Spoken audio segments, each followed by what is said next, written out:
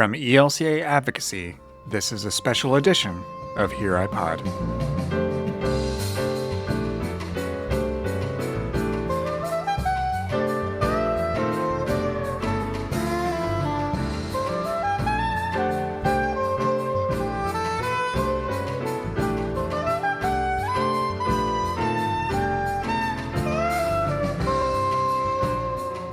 In October 2025, a letter to the Church signed by almost 50 Synod bishops of the Evangelical Lutheran Church in America was released.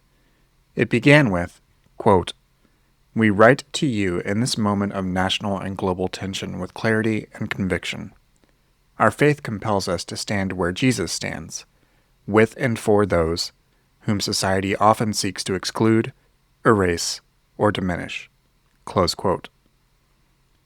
It called on all members of the ELCA to join the signers in prayer, advocacy, and action, to pray for those who are vulnerable and for all who work for justice, to advocate for laws that protect migrants, advance racial justice, and safeguard LGBTQIA+ people, to engage in the holy work of hospitality for all God's children, to model respectful dialogue in a polarized world, and to hold fast to hope. In this special edition, signers of the letter share about the unique contexts and communities that they serve, the relationships and situations that prompt them to speak up, and the theological resources and faith convictions that inform their public witness. The following is an interview between the Reverend Amy Reumann, ELCA Senior Director for Witness in Society, and a signer of the letter, offering a present perspective. Hi, this is Amy Reumann, your host for a special edition of Here I Pod from ELCA Advocacy. And in this series, we are talking to some of our synod bishops in the ELCA about public witness as a faith practice, as a way that we lead in the world, as a way we live out our baptism.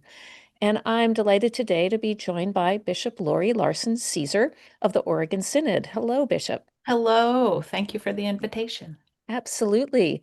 We'd love to hear a little bit who you are and where you serve, the context, the place, the people.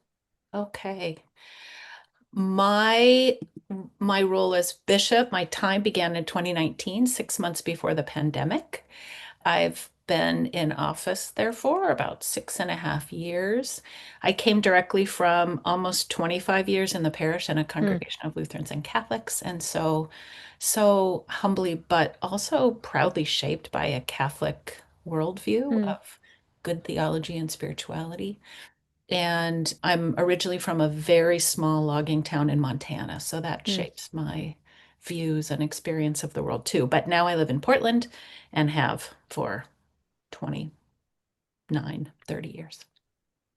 Yeah, and so your synod encompasses an entire state with all of its uniqueness and diversities. What can you tell us about the people you serve? Yes, the Oregon Synod has like some of the most beautiful country in our United States. We have ocean, we have mountains, we have a lot of rich farmland. There's a reason that the Oregon Trail ended here. And we also have some of the first settlements of white people and missionaries. So we have a lot of history that's worthy of unpacking, given our ELCA renunciation of the doctrine of discovery. Data-wise, we're about 100, a little over 100 congregations, campus ministries, camps, new creative ministry starts. The Oregon Synod is a place where people take risks and try things. I think that's been a piece of who we've been from the beginning. And in that vein, we were the first synod to declare ourselves reconciling in Christ. We were the first synod to declare ourselves a sanctuary synod. We're people who are willing to walk together into Christ's love, but Christ's courageous love, or at least try. And do it with our neighbors. We're 0.6% of the population, ELCA Lutherans. So we're not in Kansas or Minnesota anymore, and we know it. There are those who have done sociological work on the Pacific Northwest, and one more other interesting thing about us is that it's not that our grandparents knew the faith and the Bible stories and we've lost them. Even our grandparents weren't necessarily people of faith, members of Christian communities. They are the ones who left Missouri and Nebraska.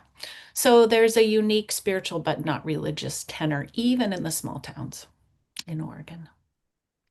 Well, that sounds like a wonderful place to be the church, and to be a church that is comfortable with risk, or is seeking new ways to do things. And Yes. so we're interviewing bishops who are part of a statement that started by acknowledging we're living in a moment of national and global tension.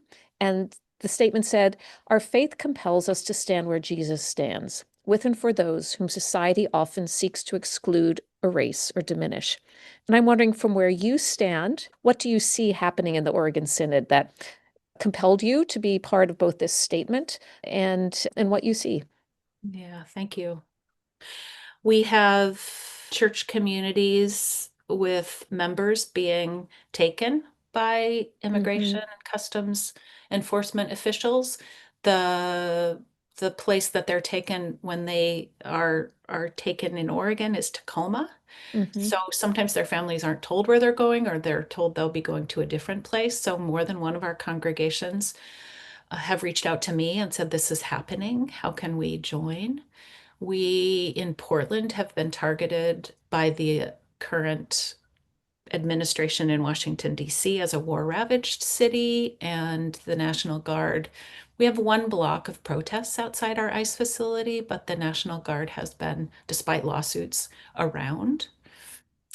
We have one congregation who was so incensed that, against the governor's direction, the National Guard would be sent here, that the knitting group, mostly grandmothers, went and sat and knitted outside the ICE facilities just to stand in protest and say, we have a right to make our own decisions about who is in our city and who isn't.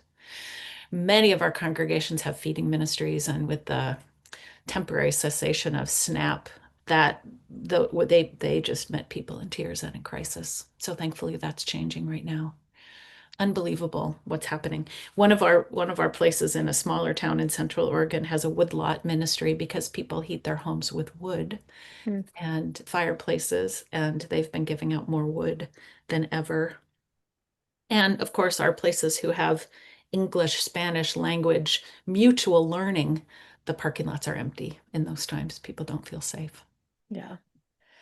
So a lot of concern, a lot of uncertainty, a lot of harm being visited. I'm reminded of that rally sign, "So bad even the introverts are here." You see Yes, exactly. so bad even the knitters are here. I say that as a Exactly. knitter. Um, Yes. and so I hear a lot of coming alongside communities, and that these aren't just out there, but these are the church. The That's right. communities being affected, the families being torn apart, the lives being upended and disruptive. What are you seeing your ministries do to creatively come alongside people? Do you have some examples? Well, we have some who have been sanctuary in the to the extent that they've actually housed people, Hmm. and sometimes for more than a year. We have others who are engaging in conversation with their immigrant neighbors to say, if we don't have space, if we don't have any sort of facilities for housing, what does standing in solidarity, what could sanctuary mean? How do we advocate for you with our representatives? How do we make sure that our theology on Sunday morning reflects a respect Mm. for the neighbor, the stranger? I mean, it's so biblical, but we often don't lift it up. We often don't know. We're all becoming, I think, more educated around benefits like SNAP and how to be advocates. I mean, even the introverts are at the rally, and I think even the moderates are saying we need a democracy that works and represents us and that won't crumble at our feet. And loving thy neighbor means loving thy neighbor. It doesn't mean loving thy white neighbor. It doesn't mean loving thy Lutheran neighbor. It doesn't mean loving thy straight neighbor. It means loving thy neighbor. We have a new social teaching document in the ELCA on faith and civic life. Yeah. And what you're talking about is how churches, faith communities can be incubators or places for developing the muscle of democracy. Yes. And I'm just wondering, what are some of the things we can do within our congregations that can support the common good in our civic life? Yeah. Our social statements are one of our unexamined treasures in the ELCA, and they themselves can be a tool. I love that you use the word muscle for developing muscle in our congregations for talking about difficult and important things with respect and with vulnerability and with deep and faithful listening. If we can't learn how to disagree and still love the other, where will people learn that? If church can't be the cauldron for that, it worries me.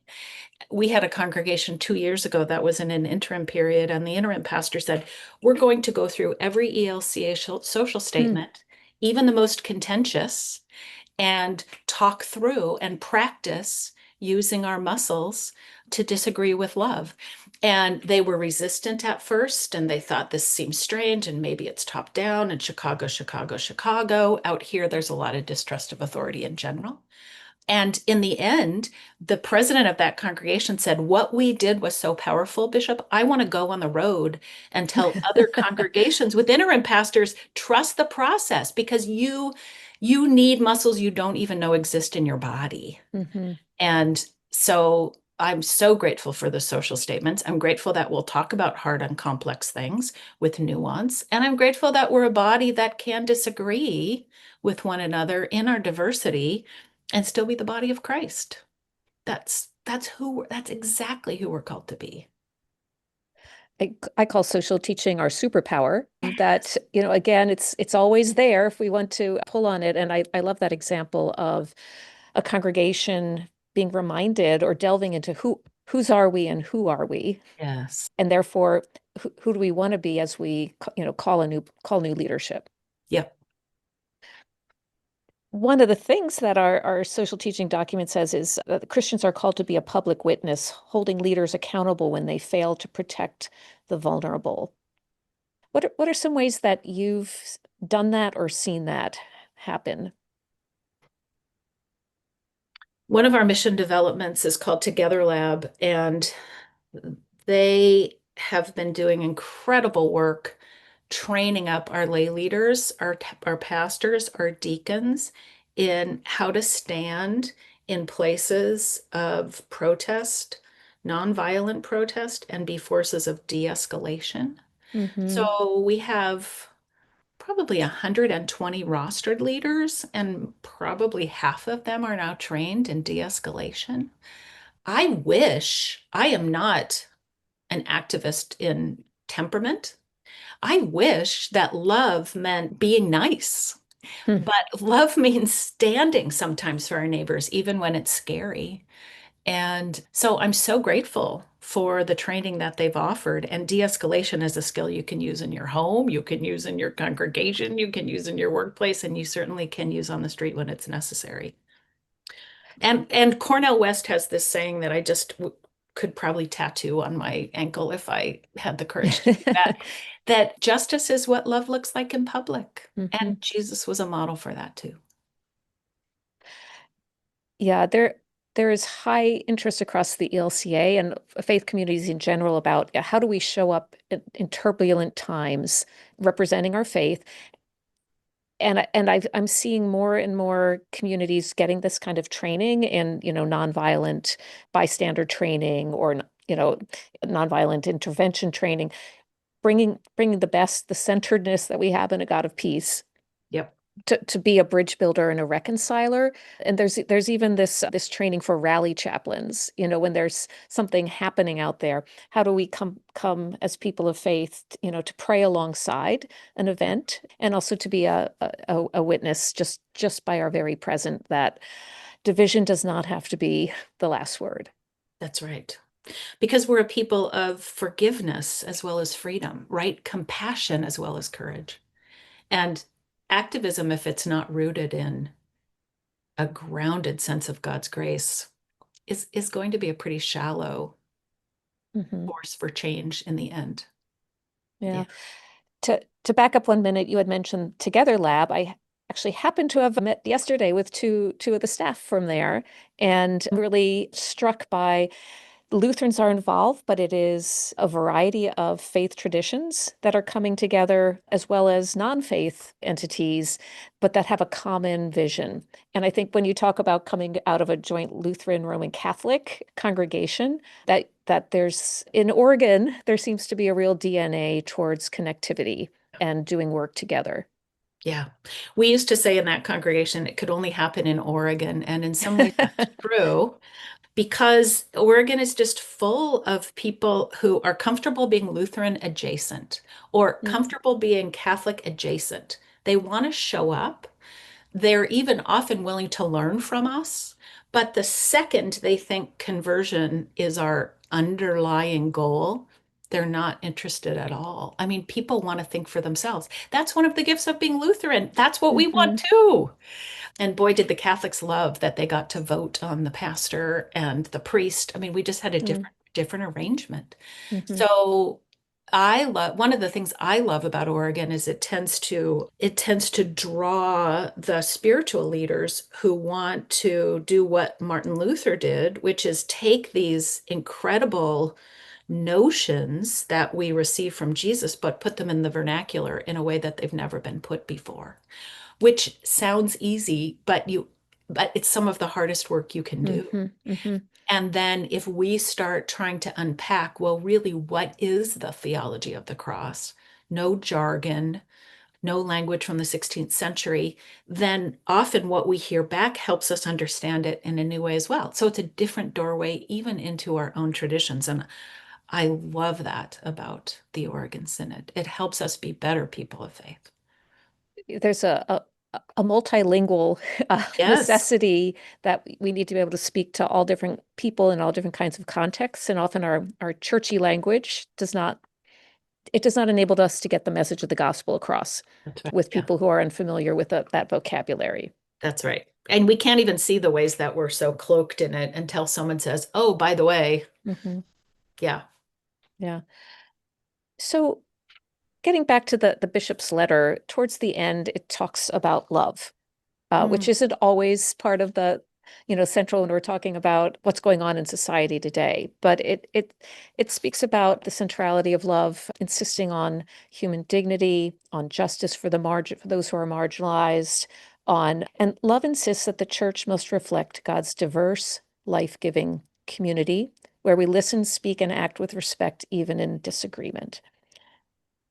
When we speak about exercising a muscle, I mean, that is a muscle we have in faith communities. We've got to exercise it. And Yeah. it has to be part of regular and not every once in a while part of our life together. Um, Yes. where have you seen congregations, I was going to say struggling, not necessarily struggling, but working to faithfully talk together in love, even when across division? We have congregations in some rural, also logging and mining communities across the state who have been approached, one, for example, by two men who wanted to be married. And the pastor said, I would love to marry them. I hope you, church council, will support me on that.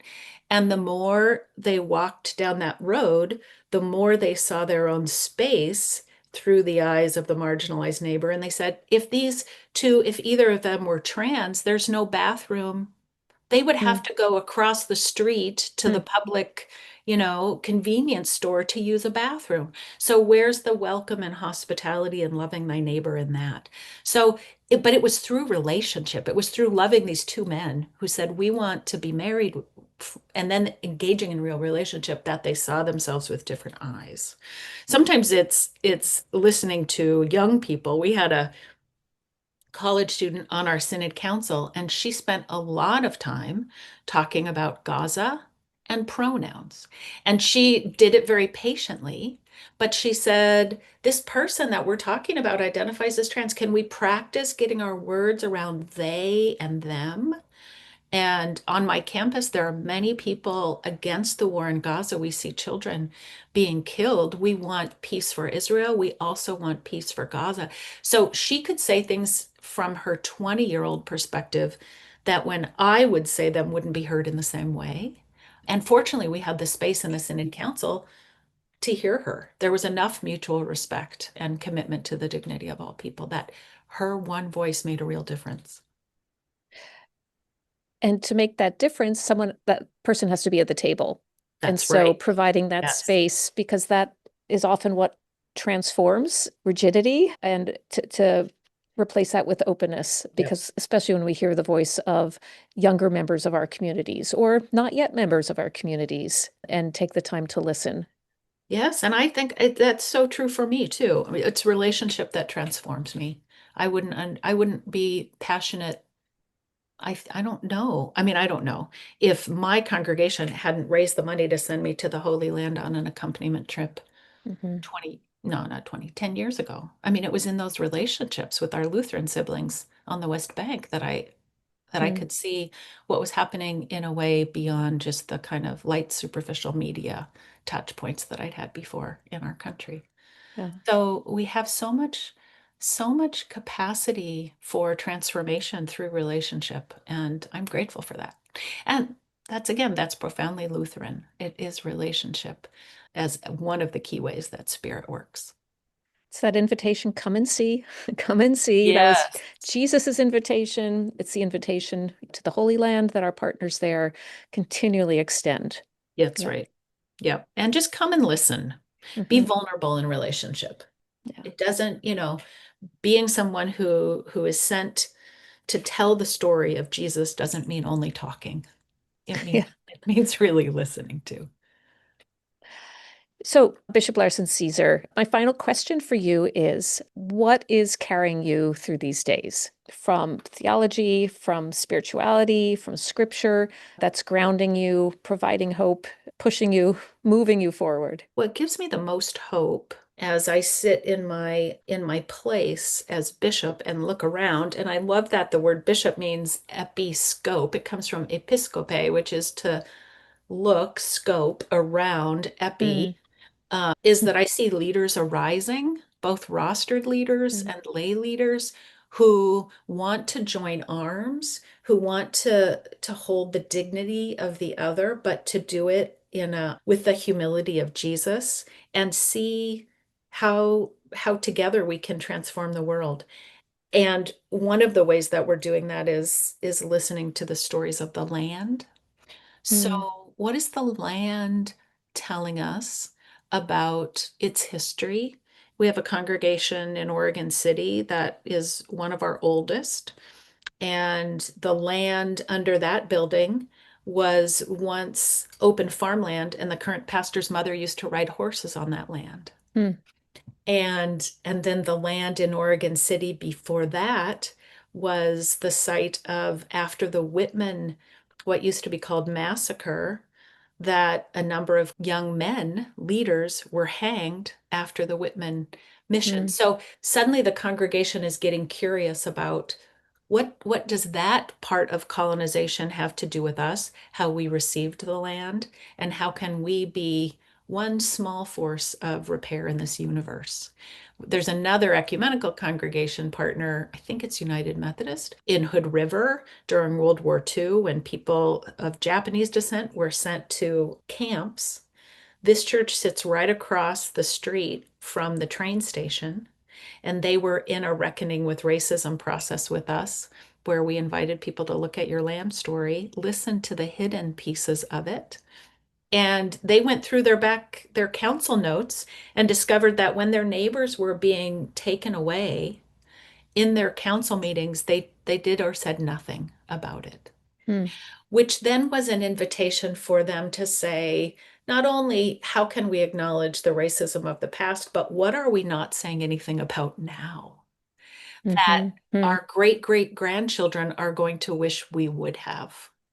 So I am so grateful that we thought we'd have 20 people involved in this online process of reckoning with racism and listening to the land soon after George Floyd. And we had something like 70 Mm, congregations, the sisters that started St. Mary's Academy, the Sisters of Joseph and Mary of the Holy Names. They were there. There was a Buddhist community there, all saying, how can we reckon with racism? And one of the key ways we ended up doing that was through listening to the stories of the land. And what that does is it sparks the historians and not just the activists to get mhm. curious. and opens us up again to not only being a part of hope and solution, but to acknowledging the way that power and privilege has also been woven into our story. So inviting us to deeper listening and deeper repentance, I would say. Thank you, Bishop Larson Caesar. I think this gift to us today in listening, that we look to the stories of the land for hope, for healing, for signs of God, but also doing it in broader community so that we can really understand all the ways that that land both supports, renews, but also how it's been abused, and with the relationships that stem from that. I'm also taking away your theme of looking around. That's what a bishop does. And Yes. may we all be bishops for a day, also with our eyes peeled, our curiosity piqued for the suffering, but also the hope, the ways to serve, and the ways to witness.